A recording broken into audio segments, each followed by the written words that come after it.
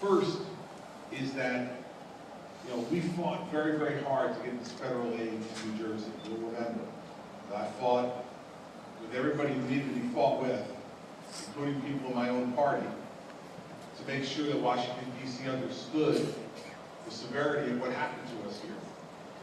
And that we weren't going to be treated like second-class citizens, and we weren't going to be treated like less than Louisiana or Alabama or Mississippi had been treated after Katrina, or how Florida had been treated after a number of their hurricanes, that we needed help, and help that we couldn't do all on our own.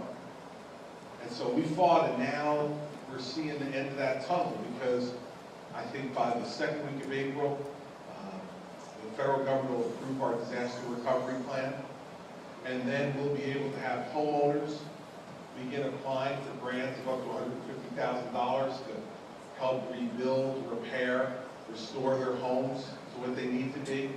We'll have businesses be ready to apply for grants, a significant amount of money, grants, not loans, to help get their businesses back up and running.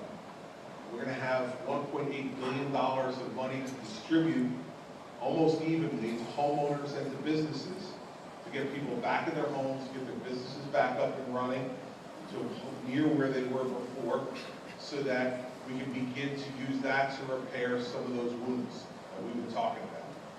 Secondly, we're going to have to fight on these flood maps.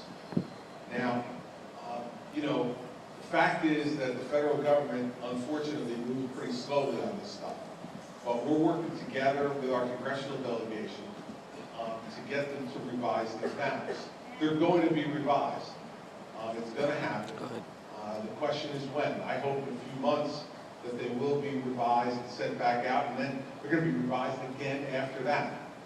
So that's the process they use. That's the process they've always used on these maps. But you need to understand very clearly for me where I stand on it. I've adopted the maps as they are right now so that for those who want to start to rebuild now, they know what the standards are, they know what the costs will be. But that doesn't mean that I agree with these maps, because I don't. And our experts don't agree. And we've been fighting with the freeholders in these counties, with the mayors in these counties, and their local engineers to bring all the evidence that we need to bring to bear to FEMA to make sure that they understand that these maps have to be changed. And I think we're beginning to convince them, and I'm confident that the maps are going to change. The only thing I'm not confident about is when. And so originally they told us 18 to 24 months. Now, we can't sit around and wait to rebuild our state for 18 to 24 months while they're trying to figure out some of these engineering equations. But now we're getting them to move faster. And yesterday, Congress, in their oversight ability, was putting more pressure on FEMA to move faster. And folks from both parties are working hard to try to get that done. So I want you to understand that we're not accepting this. We're going to fight to try to make sure that everybody is put in their appropriate spot. And then we've got to make sure that we rebuild at the same time. We can't sit around and wait. And for those of you who decide to rebuild now and you elevate your homes, you're not going to have wasted money there. One, we're going to help give you grants to help you elevate your home so the full expense is not borne by you. And secondly, you're going to see a benefit for elevating your homes from decreased flood insurance costs from what they would be if you didn't. So there's going to be a benefit if you decide that. If you have the option not to act and you decide not to, you decide to roll the dice a little bit and see about not elevating it and see where you end up, that's fine for those of you who are less than 50% damaged in your homes.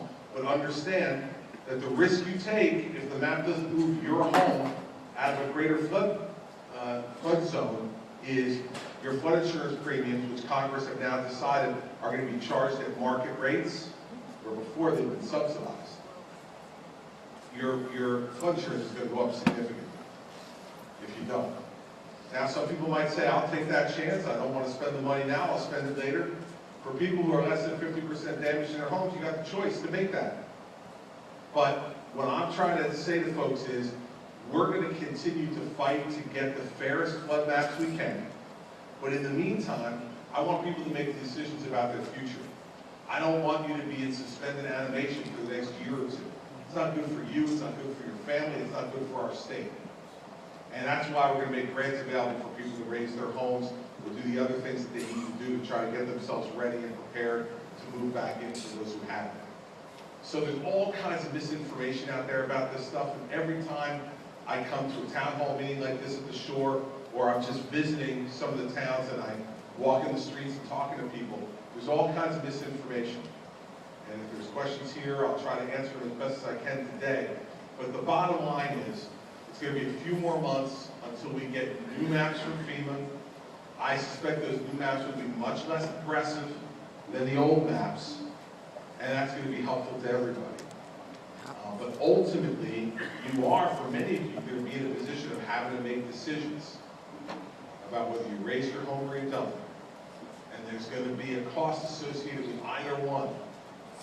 We're going to help to try to defer those costs through the federal grant programs I talked about. But these are going to be decisions that I want you to make. I don't want the government coming in here and telling you what you must do or not do. But what our job is, if we don't tell you what you must do, is to advise you about, what the costs are going to be depending upon which action you take. That's the other reason why, we're talking about buying some homes through the Blue Acres program as well. You may have read that for areas that perpetually flood. But I'm not going to use condemnation to do that. I want this to be done voluntarily. We went to Union Beach and talked to people about whether they want to sell their homes, and we got a resounding hell no. They want to rebuild. But then you go to some places like Sayreville, which has flooded a number of times in the last few years, and there's a bunch of people in Sayreville who say, yeah, I want to sell. That's the way we're going to make these decisions. We're going to be going from town to town, neighborhood to neighborhood, and asking if a group of people will get together to sell. And if they want to do that voluntarily, then we're going to have the money to buy many of them out. But if they don't want to do it, I don't want to use condemnation to kick people out of their neighborhoods. I don't think that's the right thing to do. I don't think that's the spirit of our state. And so we're going to work with you to make these decisions. Now, as good as I think of the job I think we're doing, we are still the government. And what that means is we're going to screw things up. Okay? It's just going to happen. I said the most frightening thing about being governor is that there's 60,000 people who have letterhead with my name on it. I have no idea what they're doing every day. I've seen some stuff recently where I just shake my head and wonder what the heck are people thinking. Man's in the governor's office, I read about it in the newspaper, and I think to myself, who do these people think they are? Have patience with that part of it. I know that your patience is being tried by a lot of things in the last 4.5 months, and I know coming to a place like this and asking you for some patience is probably asking for a lot, but I'm asking because this is a huge undertaking for us. To have the kind of damage that was done to our state, and for us to try to make sure that the money we get from the federal government is spent to help you and isn't wasted, is spent to help you and isn't defrauded from you, is spent to help you and not spent in a way that we'll look back later on and say it was a waste. So that's going to take a little time to do it the right way. And so you're going to continue to hear from me about what we're doing, and there are going to be moments I'm going to ask you for patience, and I hope you give it to me because, we're all new at this. It's the worst storm that's ever hit our state. And the damage that was done is the worst damage that was ever done. 365,000 homes severely damaged or destroyed in one night. 365,000 homes. When I woke up and you woke up that Tuesday morning, October 30th, out of 8.8 million people in New Jersey, 7 million people were without power. Out of 8.8 million people. Every water plant and wastewater treatment plant in the state was closed down. Almost all the schools in New Jersey were closed. There were about 71 gas stations open in the entire state. For all intent and purposes, New Jersey was closed. The entire state was closed. All the normal things that we function and do every day. I think for most of the people in this room, you have an acute recollection of that. But, we have to keep reminding people of how far we've come. 8 million cubic yards of debris have already been removed from our streets and our neighborhoods. 8 million cubic yards have already been removed. And now, for those of you who get near the bay or some of our waterways, you see these barges all over the bay and waterways. We're dredging up some of the 58 homes from Manaloki alone that were washed into the Barnegat Bay. 1,400 boats were sunken in the bay, in the Barnegat Bay, and in the waterways off of the Barnegat Bay. 1,400 boats that are at the bottom of these waterways that need to be dredged back up, and then the hundreds of thousands of tons of sand that was washed from the beaches by the storm surge into the bay need to be dredged out as well to restore the appropriate level of the bay. It's a lot of work. It's a lot of stuff to be done, and it's being done right now. There are 3 different companies that are working on dredging the waterways at the same time. One in Atlantic and Cape May, one in Ocean and Monmouth, and one up in Middlesex, Essex, and Hudson to clean up our waterways and get things better, hopefully for the summer, so that we can make the bay and some of those waterways navigable when the tourist season begins down here. So there's a lot of stuff that we need to do. We need to remember where we were and how much we've gotten done so far. And we're going to continue to work to make things better. But it's going to be all of us together who's going to help to get it done. And I feel, as I travel around the state, the great support that we have from people in trying to get this stuff done. And the great patience that many people have shown too. So I'm here also to say thank you to you. I mean, here in Manasquan, you know, we have all of the statistics of all the things that you've gone through, the homes that were hurt, destroyed, the renters who saw damage to homes where they live in, the debris removal that, you know, in Manasquan alone was over $1 million to remove the debris. Multiply that all across this region. $100+ million spent to remove debris across this area. There's a lot of work done, a lot of work still to do.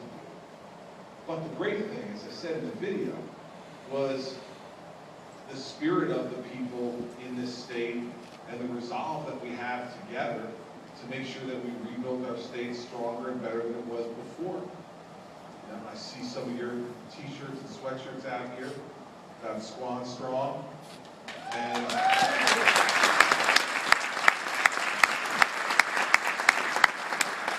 the woman up in the bleachers with her Restore the Shore sweatshirt, sold all over the state, and